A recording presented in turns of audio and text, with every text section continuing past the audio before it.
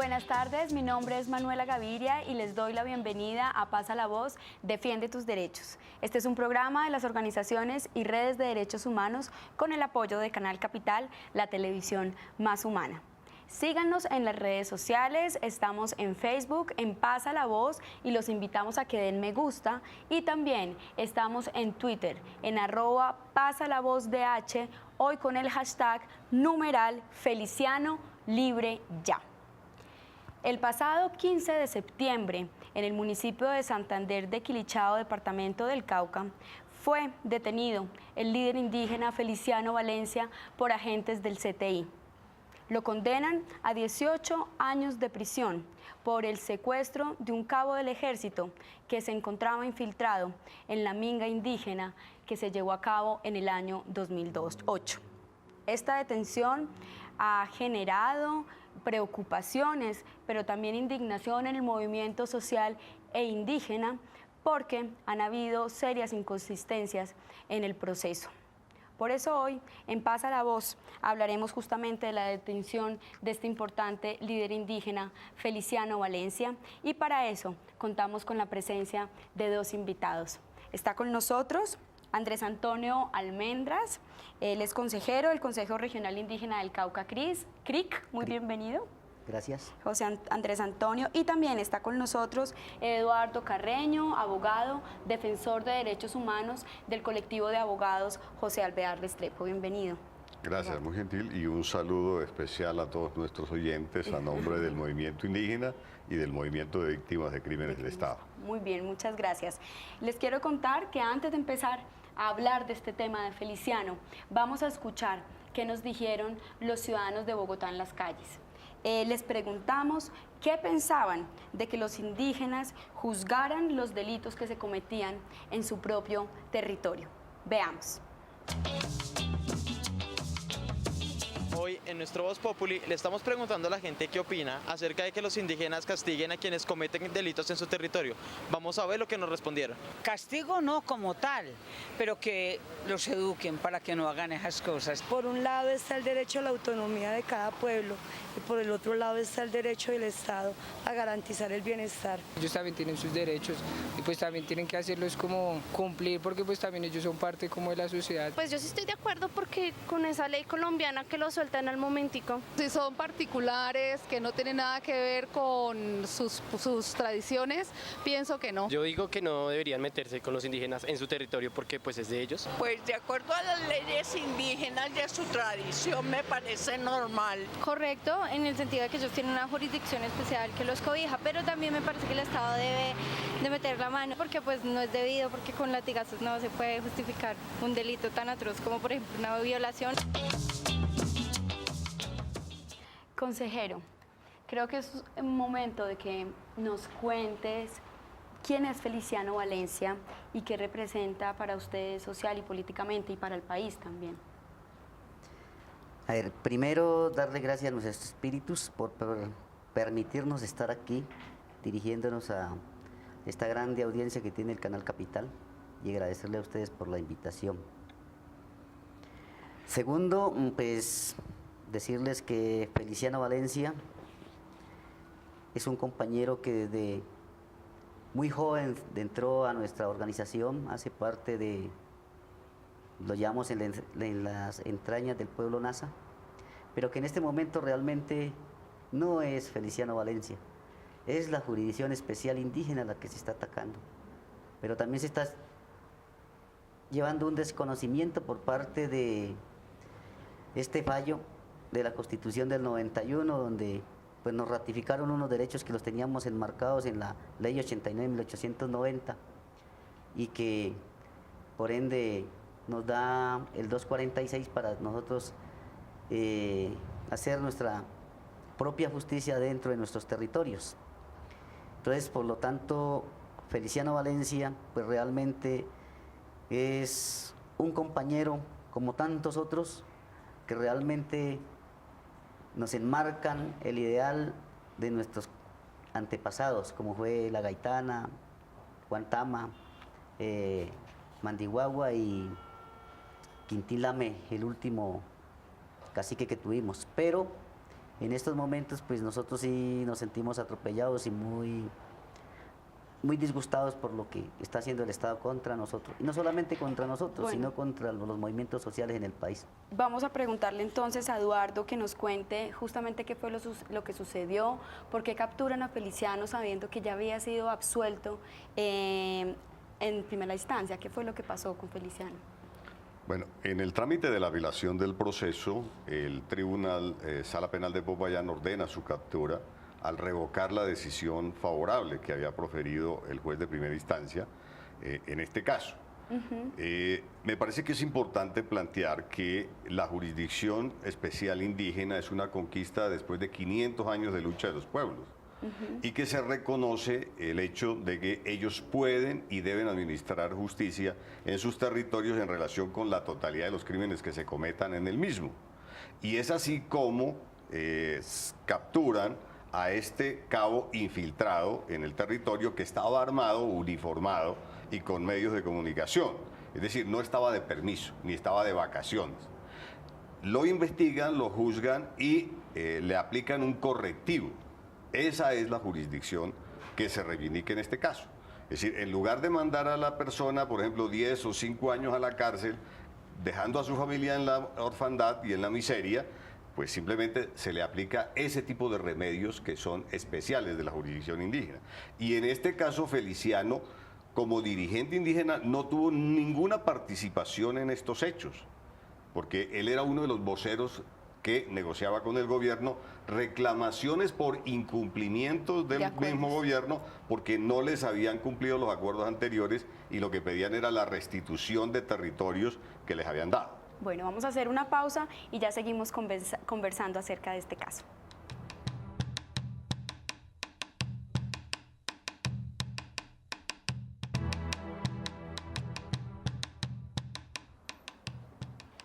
Seguimos en Pasa la Voz. Les recuerdo que estamos en Facebook y también en Twitter, hoy con el hashtag numeral Feliciano Libre Ya. Consejero, cuéntenos por qué detienen a Feliciano. ¿Cuáles son las razones para detenerlo? Las razones que dice tener el Estado es por la minga social y comunitaria que se llevó a cabo en el territorio ancestral La María Piendamó en el 2008 y donde se infiltró un miembro de las fuerzas militares. Y en ese momento la Guardia hace un control territorial sobre todo el cordón del territorio y capturan a este señor que es un cabo, no sé si es del ejército o de la policía, no podría decirle, pero es un militar. Se hace toda la investigación y el señor llevaba elementos privados del ejército para dejarlos en nuestra movilización y luego decir pues que nosotros teníamos esos elementos privados de las fuerzas militares en nuestra jurisdicción. Pero en el momento en que se detiene a este soldado, Feliciano Valencia no estaba, porque él es vocero de la minga y él estaba interlocutando entre el gobierno y la minga para que se cumplieran los acuerdos incumplidos desde hace más de 20 años atrás. Entonces el compañero llega el día 17, cuando ya se va a corregir al militar, y sucedió que la comunidad le dijo: compañero Feliciano, coordine la asamblea, pero ya las decisiones estaban tomadas, que era corregirlo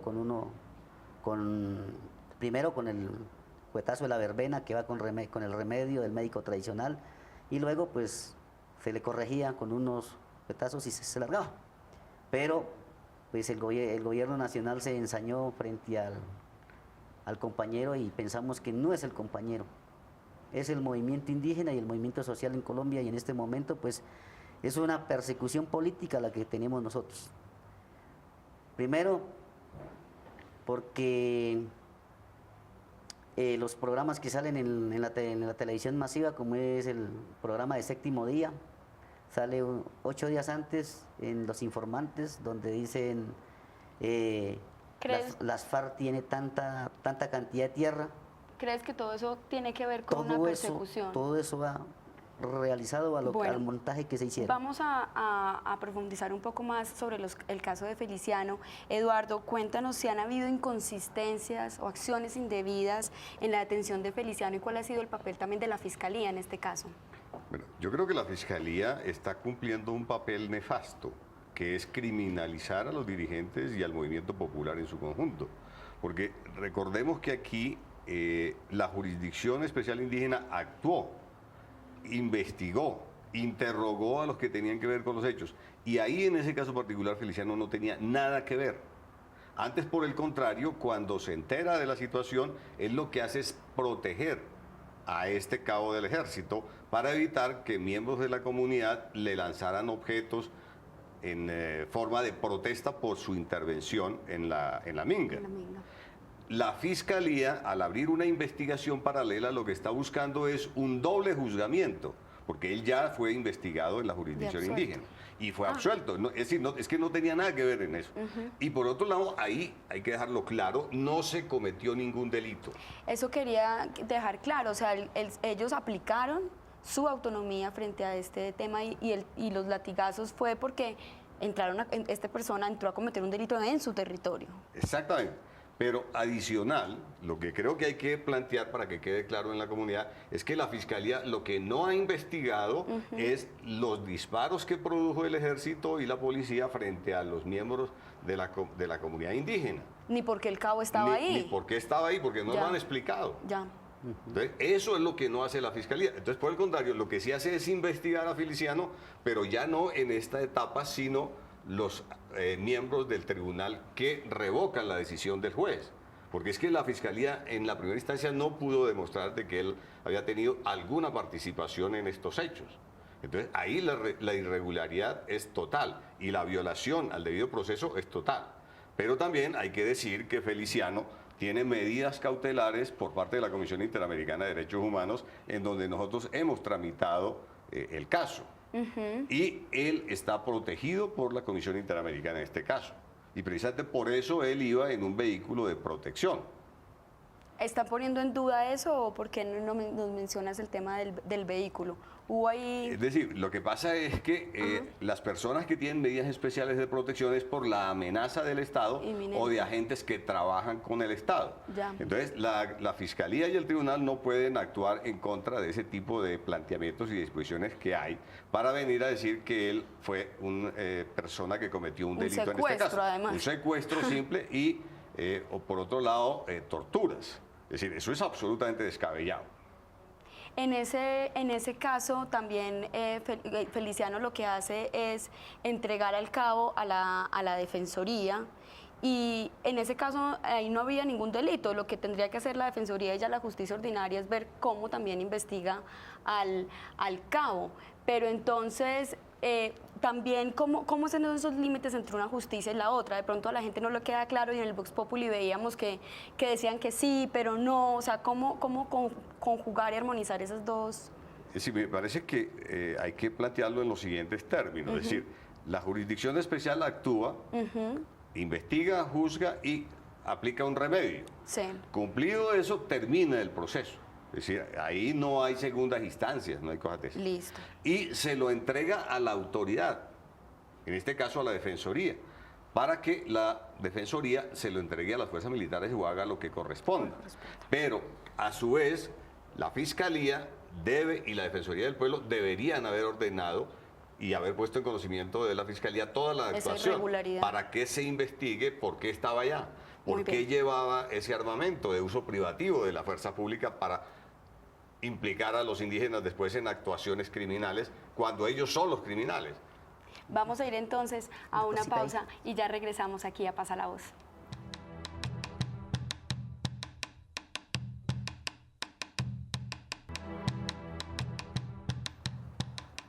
Volvemos a Pasa la Voz y vamos a ver nuestra píldora de derechos humanos. Justamente, Feliciano Valencia nos explicará qué son los decretos autonómicos de los pueblos indígenas. Esta declaración la hizo en el mes de febrero de este año y es por cortesía de la agencia de noticias Colombia Informa.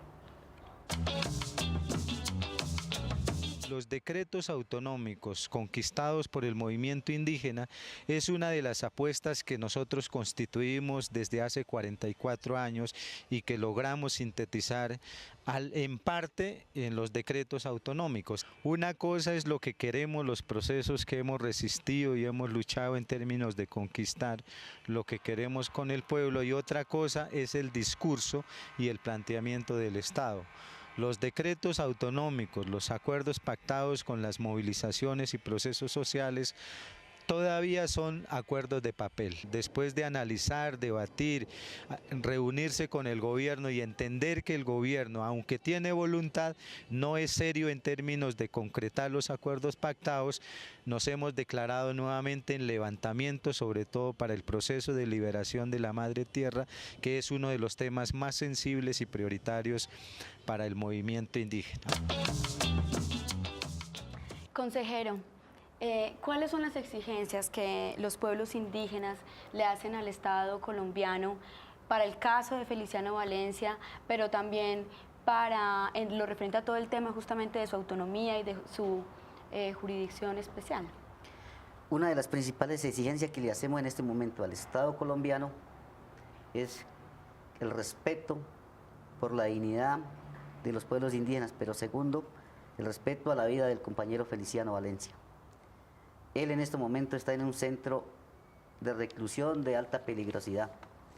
Y si mal no nos olvidamos, en el 2013 se juzgaron unos guerrilleros porque asesinaron a unos guardias indígenas, compañeros de Toribío. Y en estos momentos nosotros estamos muy angustiados pensando en la vida de Feliciano Valencia por las represalias que pueda tener en ese centro de reclusión de San Isidro, tanto por estos integrantes de la guerrilla como por integrantes de las BACRIM, que también han sido condenados y que hemos tenido, y que él ha sido uno de los artífices de realmente el control del territorio.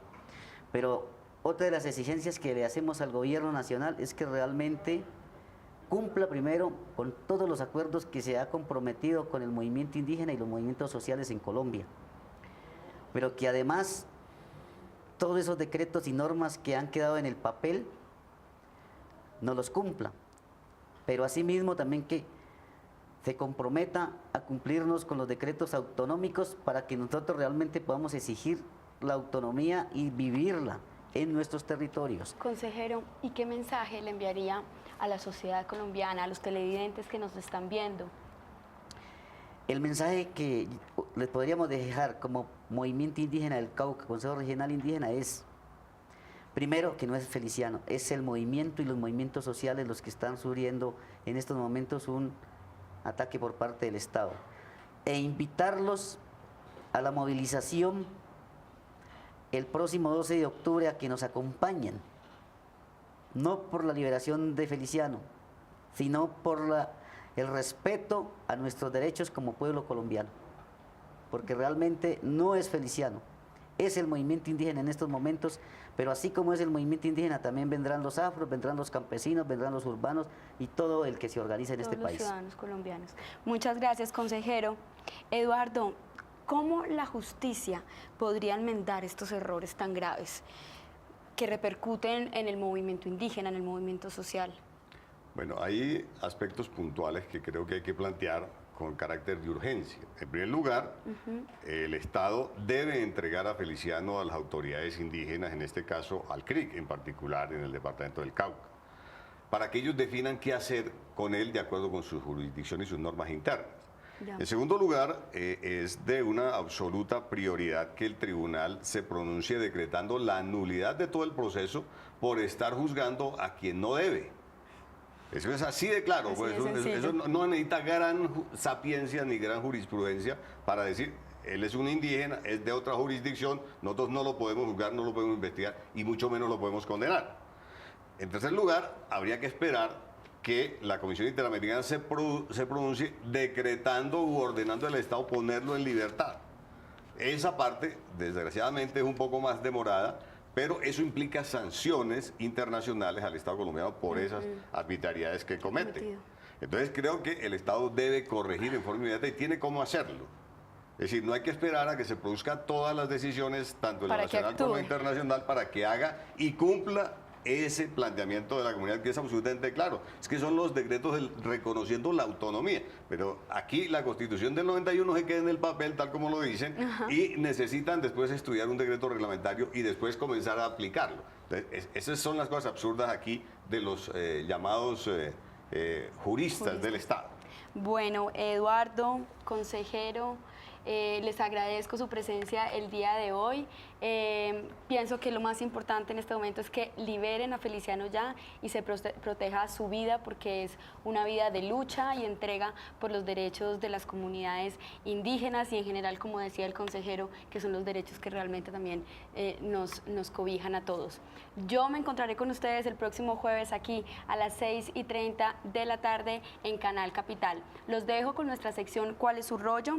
Vamos a ver un videoclip como homenaje a Feliciano Valencia con el himno de la Guardia Indígena. Hasta pronto. Indios que con valentía y fuerza en sus corazones, indios que con valentía y fuerza en sus corazones, por justicia y pervivencia, hoy empuñan los bastones, por justicia y pervivencia, hoy empuñan los bastones. Que aunque una persona caiga, hay miles que se tienen que levantar.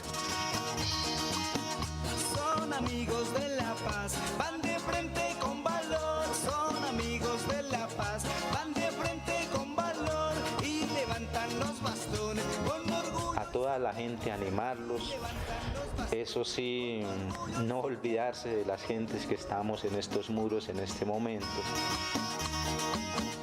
Va adelante compañeros, dispuestos a resistir, va adelante compañeros, dispuestos a resistir, defender. Y seguir en este ejercicio milenario una verdadera experiencia y modelo de construcción de paz. Morir, guardia